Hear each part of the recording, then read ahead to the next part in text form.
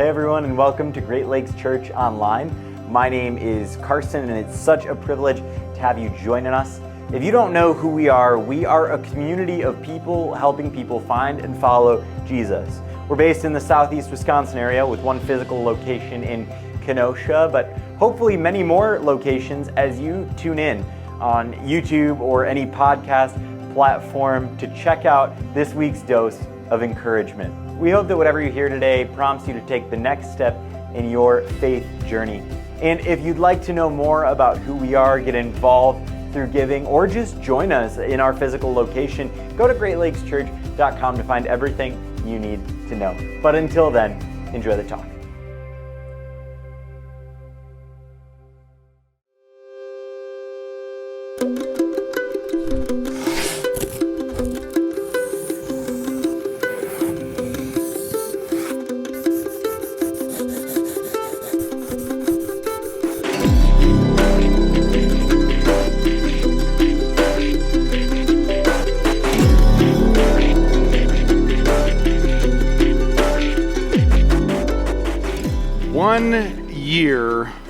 From today.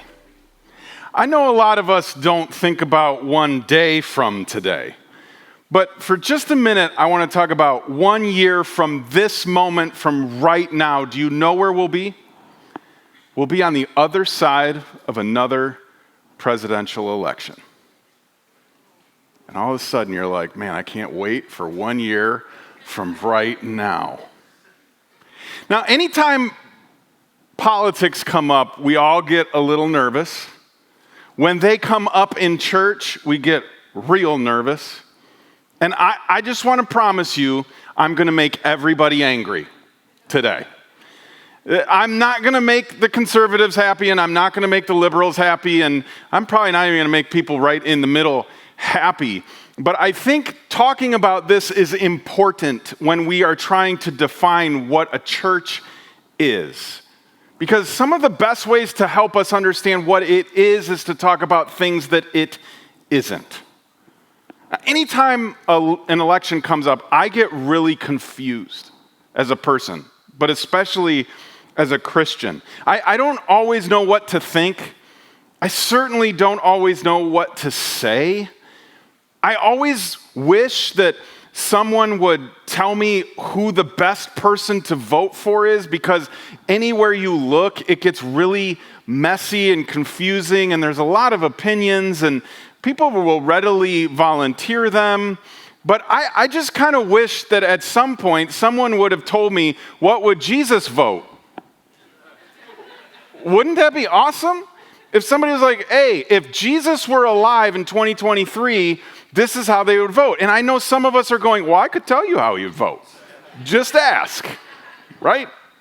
I'll never forget during the 2008 election, I was at a place in my life where I was really open to either side of the aisle. And I was trying to figure out who the best person, regardless of political party, would be. And I had gone to a 4th of July parade with a friend, and we were having a really good conversation about this, and both of us were kind of in the same place. My friend went off and told his father about this conversation, who also worked at the church with me. And what his son did not tell him is that him and I agreed about some things. All he told him is what I thought. And I'll never forget the conversation that I had in the room that was very intense, very end of the world, very Antichrist centered. A lot of bad things were going to happen if we voted for a particular candidate. It was just really uncomfortable. And then about 2 days later, I walk in and I sit down at my desk to I'm not exaggerating. It was a stack of printed internet articles, which we don't do, right? But printed internet articles this thick. I mean, reams of paper. Trees after trees were killed to inform me of the bad decision I was maybe considering making. Like, what's the Christian vote? Just ask a Christian. They'll tell you. Sometimes it might surprise you. Because the definition and qualifications for a Christian vote will often change, depending on the year and depending on the candidate. Some years it's a really big deal, certain things, and other years we kind of sweep it under the carpet because they're big on this other thing that we're really big on. And the reason that I think we've got to sit in this for just one of our times together when we talk about what a church is because there are so many people. I would argue there's at least 2 generations on earth right now that have said, I don't care what a church is, I'm not going to have anything to do with it because of this topic. We have 2 generations that are very disillusioned and deconstructed. Now, if you're not familiar with these 2 terms, disillusioned is they have zero belief that the church is worth anything anymore. Zero belief that it actually makes a difference. Zero belief that Christians actually practice what they preach. Someone sold them an idea, and we are not living up to that idea. And some of them have believed and gone to church their entire life. But because we've fused a political view and our spiritual practice, they've started to pull that all apart. And unfortunately, some of their faith was built on some shaky ground. And when those foundations get shaken, the whole thing comes tumbling down. And what is saddening to me is that it has so little to do, if anything to do, with Jesus. It's more about what people assume we vote like, what people assume we think. And people go, I don't want that association anymore. I don't want to have anything to do with that. You have friends, you have family that you have invited to come to church. And the reason they said no was not because of church. It was because of the things that we've put around church. And politics is one of them. And because we've gotten so afraid of it, because we've gotten so averse to talking about it, it's like the boogeyman under the bed. Everybody is afraid, so stay away. At some point, we turned it all into a what. The church became a what. Christianity became a what. It's something that we use to take ground in a certain direction. It's something we use to influence other people. In some ways, it's become a weapon. Other ways, it's become something that all we really care about is defending a set of beliefs versus what I believe it was supposed to be from the start, and that's a how. I think the church is more about a how we live our life, how we follow Jesus, how we do like he did. And I think what might shock us as we start to look at this is politics really wasn't really part of the equation. So if you don't hear me say anything else, and if I've already frustrated you, I apologize. Just hold on to the next line, and then you tune me out the rest of the way. But I want to make sure we all get this. Christian is not a political party. Christian is not a political party. There's names for all of those, but this isn't one of them.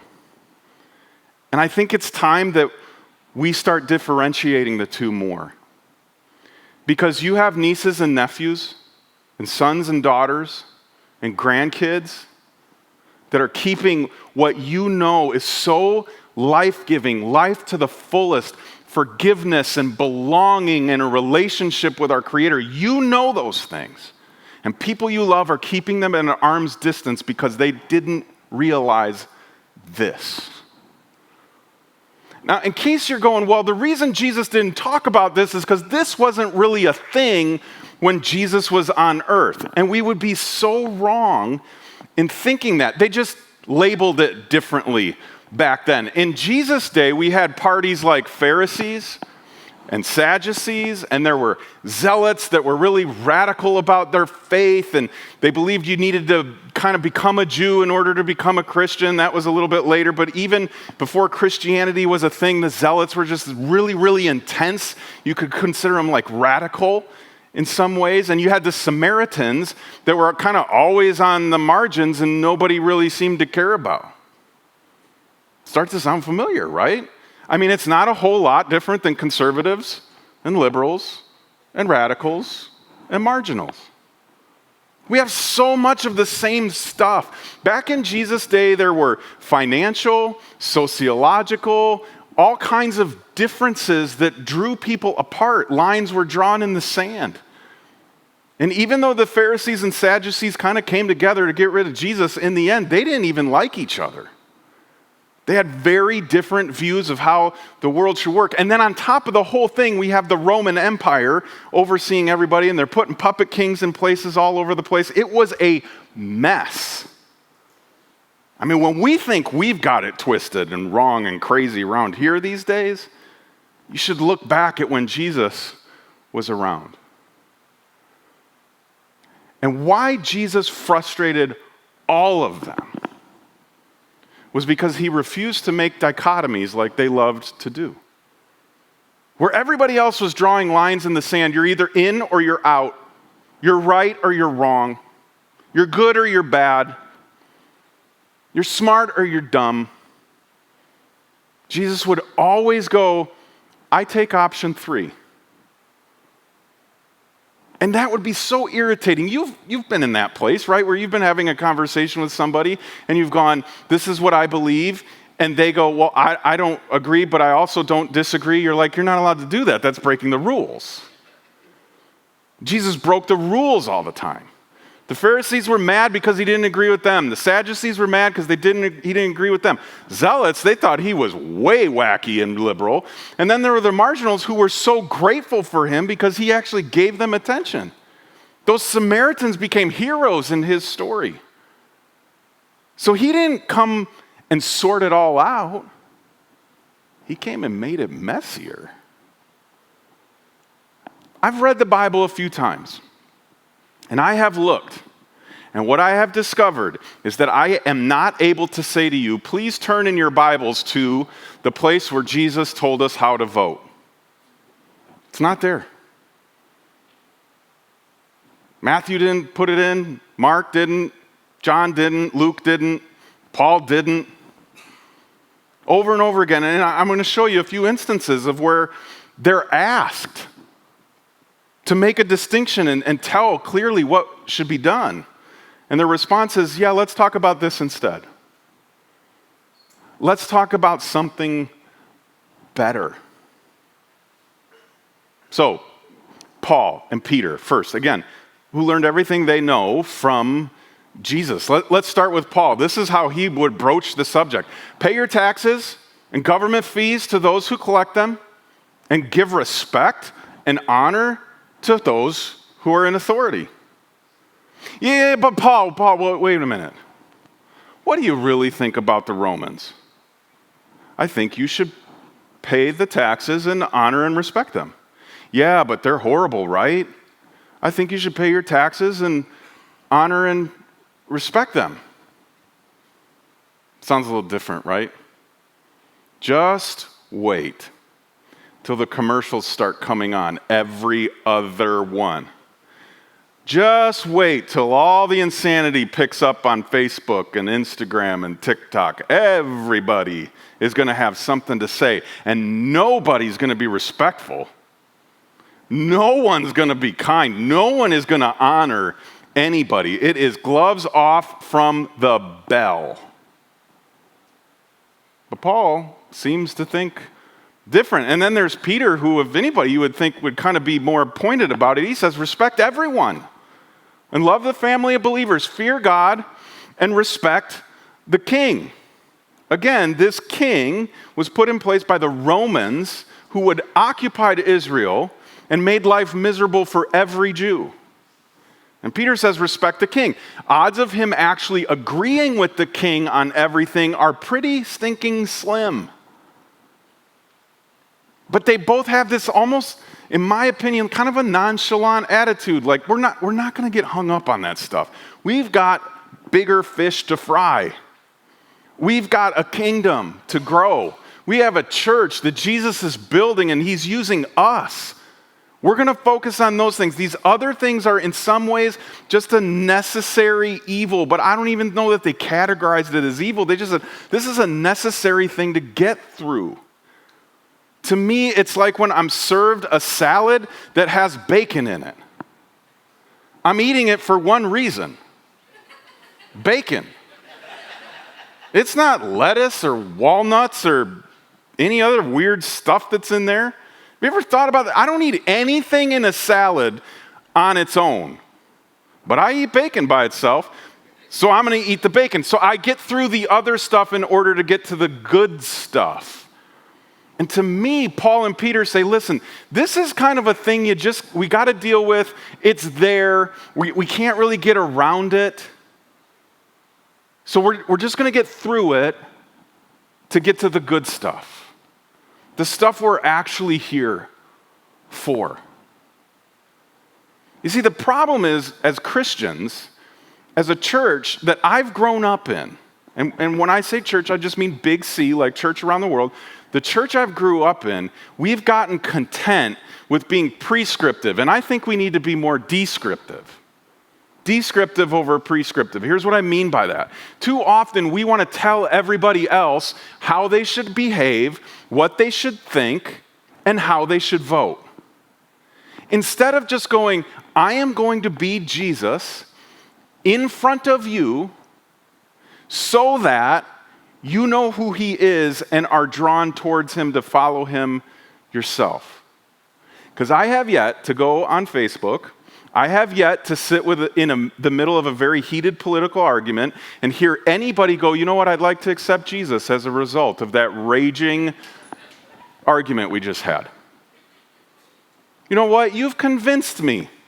I'm voting red this year, and I'm going to church. Nobody does that. But as Christians, we've settled thinking it's that easy. And instead, we should be going, here's who Jesus is.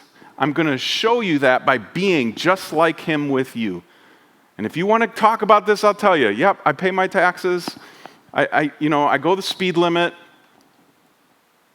But I'm a part of something that's way better, way bigger, and lasts forever.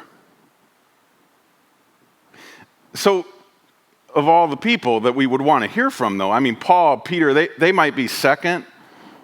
But Jesus, right? We want to know what Jesus would say. And there was a moment where a couple of those people, Pharisees and Sadducees and Zealots, came up to Jesus, and they were looking to entrap him. They were looking to get him to say something that they could run off to the Roman government and say, listen to what we heard the Jewish rabbi from Nazareth said. And this is how it goes down. It's really amazing how Jesus handles this. Teacher, they said, we know how honest you are. You teach the way of God truthfully. You're impartial and you don't play favorites. Going on, he says, they say, now tell us what you think about this. Is it right to pay taxes to Caesar or not? My guess is what they're hoping is that Jesus will say, no, you should not pay the Romans because they're evil. You should give all your money to the church. I think that's what they're hoping for. Jesus' response is very different, though. He says, because he knew their motives, he says, you hypocrites, why are you trying to trap me? He reads right through their whole little scheme. And then this is what he says next. Here, show me the coin used for the tax.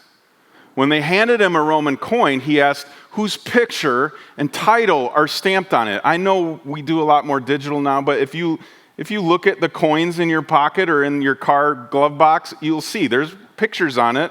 It's the same thing back then. Jesus says, well, who is this person on the coin that you just handed me? Caesar's, they replied. Well, then, he said, give to Caesar what belongs to Caesar, and give to God what belongs to God. Now, Jesus, that's not, we need something a little more clear than that. You're supposed to kind of draw the line in the sand. Remember, everybody likes a good line in the sand, and Jesus goes, no, this is a really easy situation. Give Caesar what's his, give God what's his. Because he reads right through what they're trying to do, I walk away going, a lot of times our arguments are not about our arguments.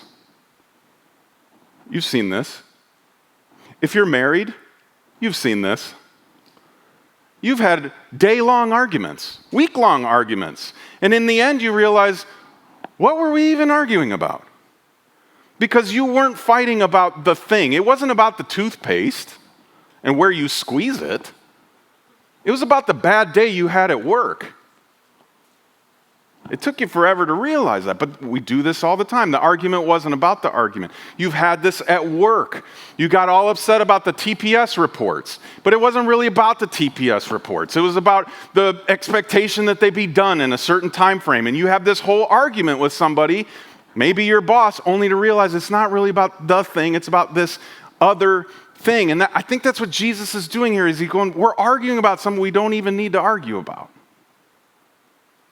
And I think it's fascinating that Jesus uses image as the designator. It's Caesar's face on the coin. So he says, here's what you're going to do with this. Give it to him.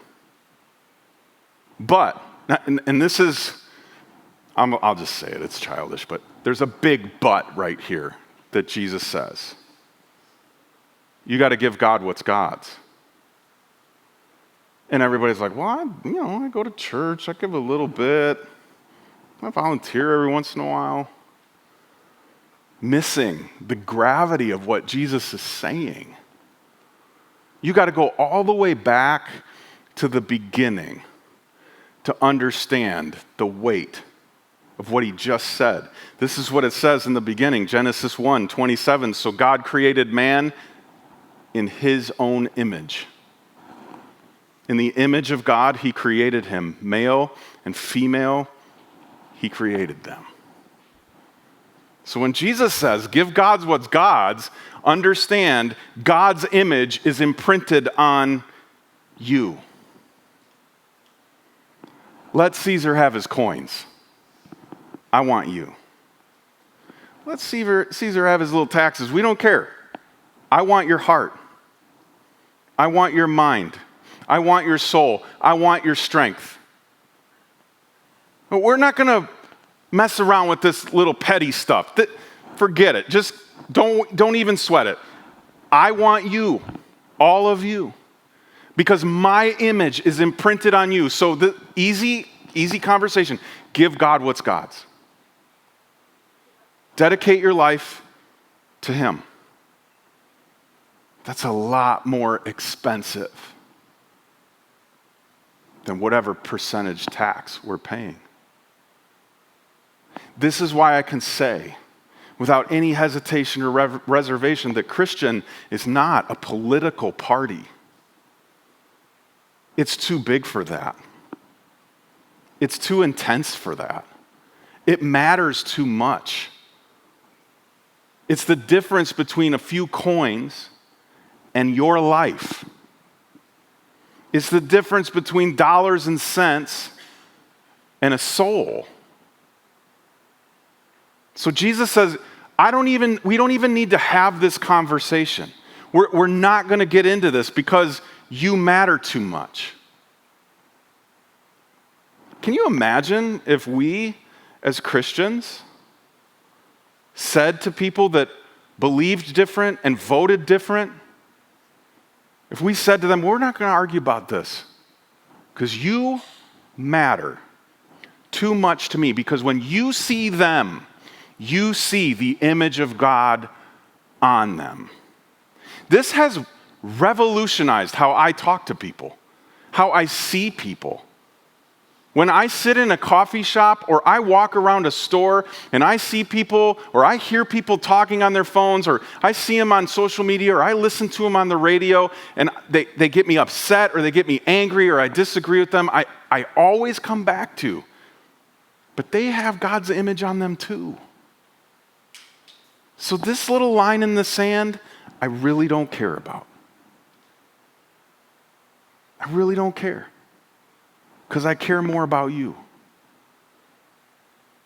If the church isn't a political party, then what is it? The good news is Paul laid that out pretty pointedly in his letter to the Christians in Corinth. He said, and he, God, Jesus, gave us this wonderful message of reconciliation. So we are Christ's ambassadors. God is making his appeal through us. And I know initially it's like, well, those kind of sound like political terms, man. But it comes down to, well, what are we representing then? What are we ambassadors for? What are we reconcilers of? The word reconciliation itself, the definition that is so simple to me is it's just the restoration of friendliness. It breaks my heart when the church, when Christians get leveraged in political debate and we're used as a divider, because that is counter to who we are. That is counter to who Jesus is. Paul says Jesus put you on earth. He made this church thing out of living stones to bring people together. There's two levels here. There's the reconciliation between us and God, being in a good relationship with him, but also us to us. Notice what I didn't say. I did not say us to them. It's us to us because I have God's image on me, you have God's image on you, you have God's image on you, they have God's image on them. So it's just us. We don't need dichotomies. Because Jesus ridiculously went after those and broke them down. And said, we're not playing that game. Ambassadors, real simple, official representative. If you are a Jesus follower, you are an official representative of Jesus that is in the business of restoring friendliness between you and others and God. That is a big job, friends. Why are we getting distracted with this other mess? There's too much at stake. And the kingdom is way bigger than any party, any republic, any empire, any dominion. That's what we're part of. That's why Paul and Peter and Jesus, they were dismissive of the whole argument. There's so much more at stake. And if we allow ourselves to get distracted and bogged down in these other things, we stop being the church. And Jesus said the church is the hope of the world because you are my body. Christian is not a political party. And we need to stop allowing it to be used as such. So I want to give you a couple questions that you can ask yourself. And then I'm going to give you a challenge. That'll be the part where I make you mad. First question. What does what I'm saying say about what Jesus says about what I'm saying? You'll remember that, I promise. Seriously, what does what I'm saying, and by saying I don't just mean verbally, we talk a lot digitally now. What is what I'm saying about what Jesus says about what I'm saying? And too often, he doesn't say anything. We put words in his mouth by saying them. Because you said you were a Christian. You put that on your bio. So people see you and they go, Christian, which means anything you post and anything you say represents him. Because for better or worse, you are an ambassador. So what are we telling people Jesus is saying? When often, he's not saying anything. To me, that's freeing. I don't have to have the answer on every dot point. I can just be like Jesus and love them like crazy, no matter how they vote, no matter what they give their money to. I love this quote from Tim Keller, who sadly passed away, but one of the best Christian thinkers that I've ever read, to be honest with you. He says, the longer it takes people to figure out where we stand on political parties, in all likelihood, the more faithfully we're preaching Jesus Christ. I probably should have just started with this and then said amen and gone home, right? Like, well said, man. I know he doesn't need that pat on the back from me, but I think it's right. We get detoured real easy. And we put words where there aren't words. Second question. What does Jesus feel toward the person I'm sharing how I feel about their politics toward? Again, what does Jesus feel toward the person I'm sharing how I feel about their politics toward? I can tell you, he loves them so much that he died for them. Do you understand the person that makes you the most angry in this world is somebody that Jesus loves with all his heart? That Jesus died for? Do you understand that the political party on the opposite side of yours is full of people that Jesus radically loves? And what are we telling them he feels in the way we share how we feel about their view? That scares me. Because they bear the image of God. Not the image of Caesar, but the image of God. They were made in his likeness too. Does everybody always live like him? No. Does everybody always believe like him? No. But that doesn't mean they weren't made by him. And that doesn't mean that they're not loved by him. You see, all of a sudden, this discussion goes to a very different place when we start here. So here's the challenge. I want you to think about 1 week from now. Because I'm going to challenge you to, for the next 7 days, to fast. But not from food. I'm going to encourage you to fast from all social media that has something to do with politics. Any groups you're a part of, any conspiracy theories that you follow, any like World War III is tomorrow and we're doing it all wrong and it's all going to fall apart and so is such and da-da-da.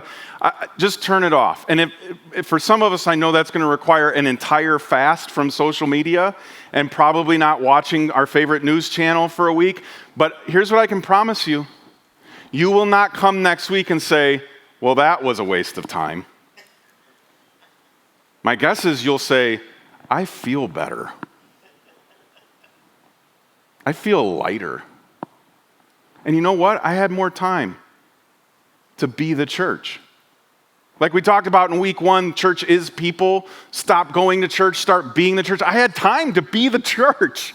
I could love people. I could encourage people. I could sit and have coffee with people. And we had great conversations and it never got ugly and neither one of us thought about walking out.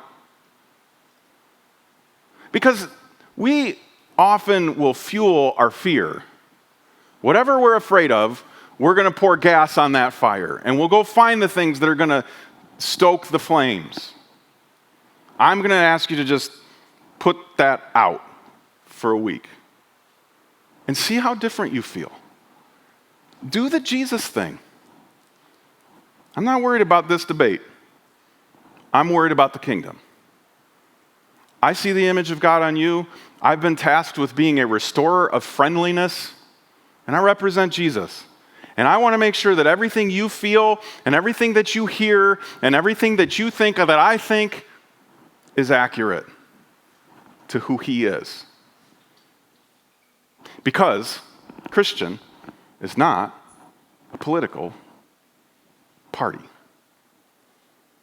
So if at any point in the last few years for you, you've gone, I don't think I want to be a part of a church because it's so political.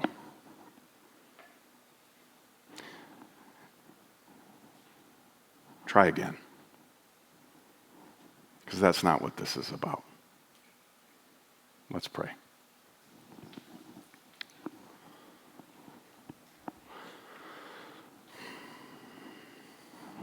God, I guess there's a part of me that's a little nervous nobody will be here next week. And I'm sorry if I did that. But I believe in my core that this is who you are. Maybe better said, God, is it's who you're not. So help us to not be that way too, please. Because we really care about representing you well. And we really care about our friends and our family and our neighbors who have said, I don't want to have anything to do with Jesus, not because of you, but because of us. So help us just get out of the way. Do like you did, I guess, and like sidestep the conversation. Will you always bring us back to the image of you on everybody that we meet? Will you always bring us back to who we're supposed to be as ambassadors of reconciliation? It's what you called us to. So we want to be faithful to it. We're grateful that even though we mess it up often, you let us keep walking with you. We love you. Thanks for everything. Amen. Have a great week, guys. We'll see you next time.